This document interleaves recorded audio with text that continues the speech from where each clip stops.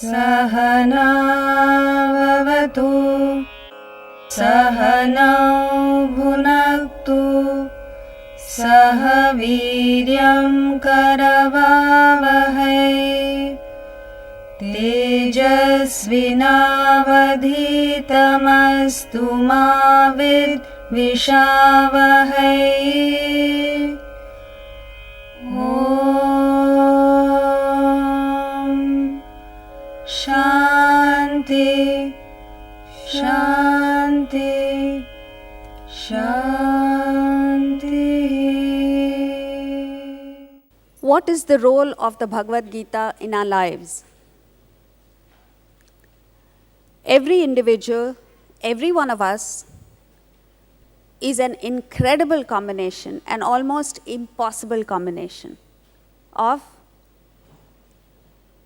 some of the best, the finest, the noblest qualities, and, unfortunately, a few terrible qualities. How the two coexist in one person is something incredible. I'm sure you've seen it in others and seen it within yourself as well. Something in us that wants to break all the rules. Something in us that wants to drive past red lights, traffic lights, I mean. Something in us that wants to do what we ourselves think is wrong. And yet, the worst among us has some very fine divine qualities. Our success in life depends on which of the two you're backing, which of the two you're investing in, which of the two you're thinking of. So, the Gita helps us in first of all, identifying the best in us, operating out of the best in us, and thereby neutralizing the worst in us. So, what is the method to be followed? Throughout the Gita, he speaks of it, but in the 8th chapter, much more so. The focus is on that, which is, as you think, so you become. Every thought matters, and therefore, it is the consistency with which you think a particular thought that is all important. So what the Gita says is, wake up to your responsibility. Understand your own power.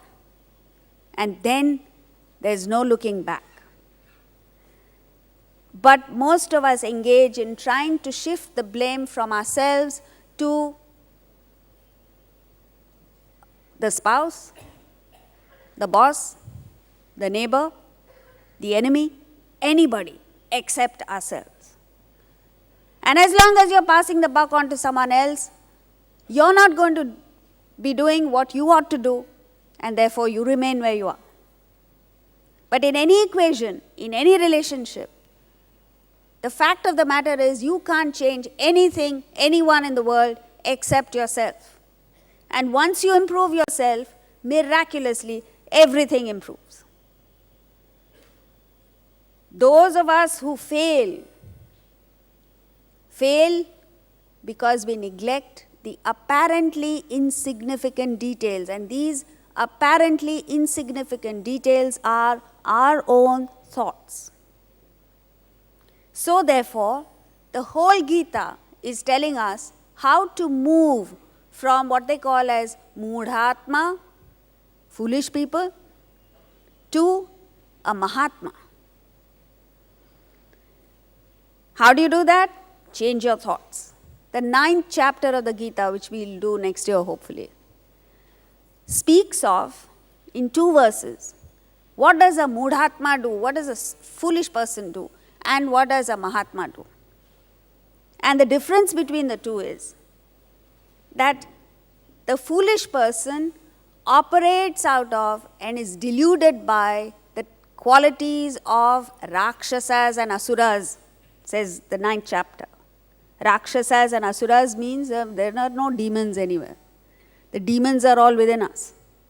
And these demons within us are Rajasic and Tamasic traits. For those of you who are not familiar with these two terms, Rajas is greed, tamas is sloth. So when you are operating out of the worst qualities in you, what happens is moghasha, mogha karmanaha, mogha jnana vichetasaha. You perform, you live in vain hopes, moghasha, mogha karmanaha, futile actions with meaningless actions. Mogha jnana, hollow superficial knowledge. Vichetasaha, totally devoid of discrimination. And why does this happen? Because you're deluded by the natures of Rakshasas and Asuras, by your own Rajasic and Tamasic qualities. Whereas the Mahatma, in the very next verse he says, the Mahatmas, Mahatmanastu mam partha, daivim prakritim ashritaha. Whereas a Mahatma operates, he may have Rajasic and Tamasic trait, every human being has.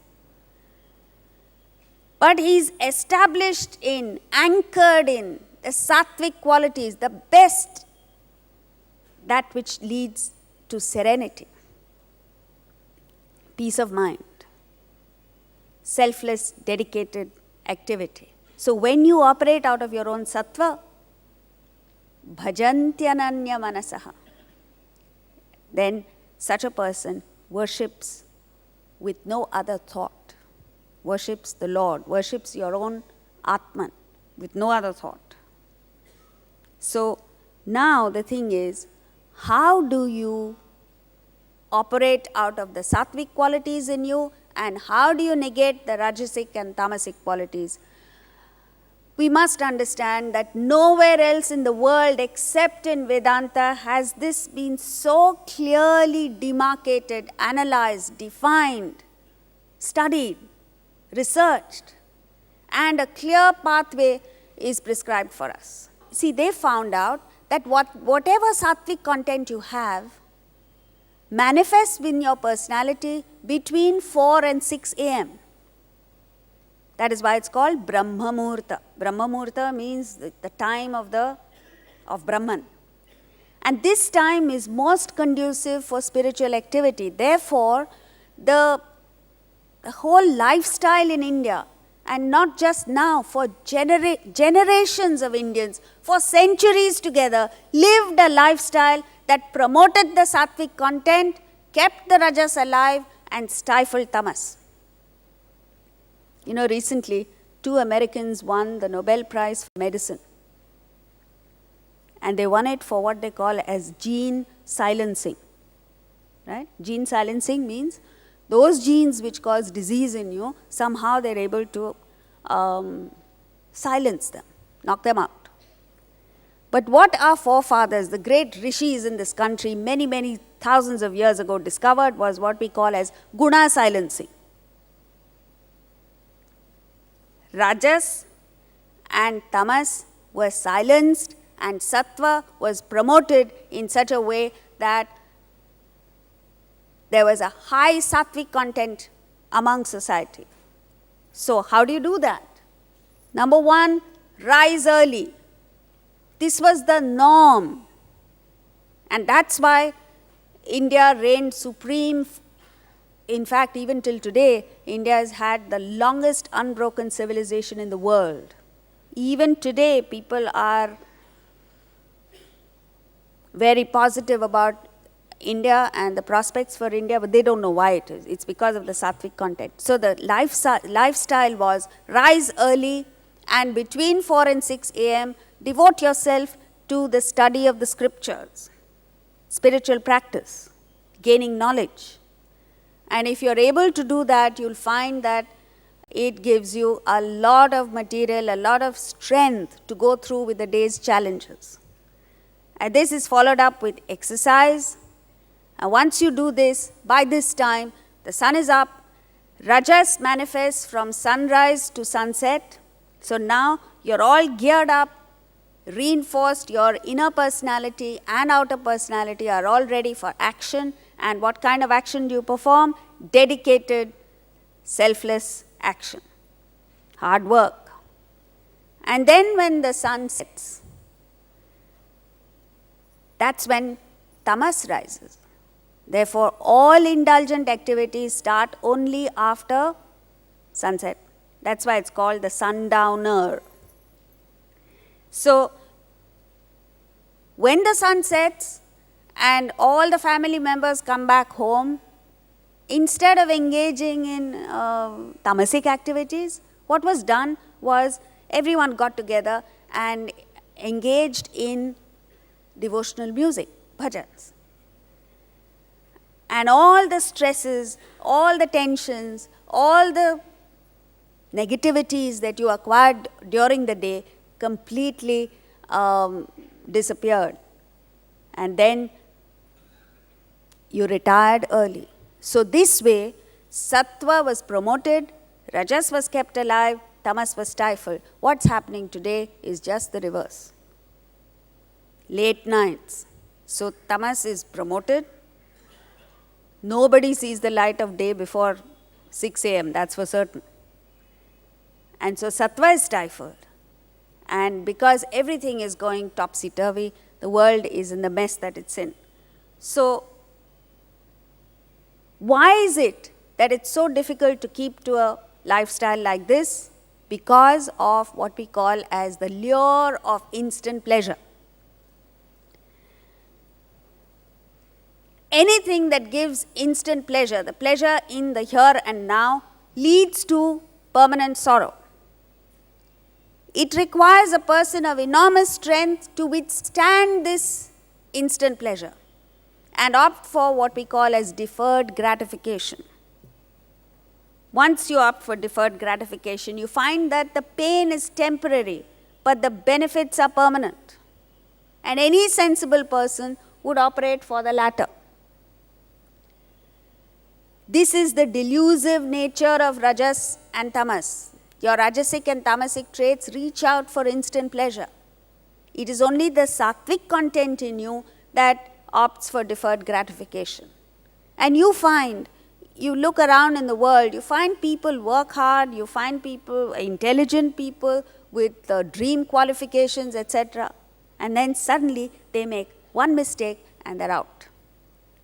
So that mistake, the mistakes that we commit, arise out of rajas and tamas. And this knowledge, unless you have it, how are you going to keep away from instant pleasures? You need knowledge, you need to be educated on higher values of life to understand that this is what the truth is in life and to stay away. This doesn't mean that we should not enjoy life. It only means that watch out for instant pleasure. Have the courage of your conviction to opt for what we call as deferred gratification. Now, when we speak of as you think, so you become, you might say, oh, I've been thinking that I should be rich, that I should earn a lot of money, and this, that, and the other, but it never comes to me. I'm sure every one of us has experienced that you want something, you think about it, you work hard for it, but the result is something completely different. Why does this happen? The question arises in our minds. So, particularly in this 8th chapter, what he tells us is that when you think in different directions. Let's say, let's take a look at this diagram. There are two forces acting on the object O, two equal forces. One horizontally in the direction of OA, one vertically in the direction of OB.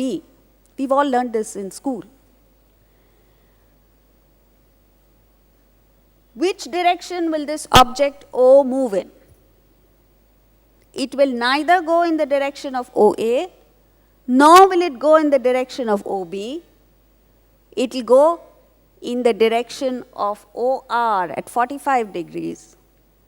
But what is interesting is there is no force acting on this body in this direction, yet it moves in that direction, moves in the direction of what we call as the resultant force, which is the sum total of all the forces acting on the body, not just these two, any kind of forces. So similarly, This object O represents the individual you and me. And the forces that are acting on the individual are thoughts, our own thoughts. Now the problem is that we don't think only in one direction. Our thoughts take us in different directions. But what the result will be, where we will eventually land up, is in the direction of what we call as the resultant of all our thoughts put together.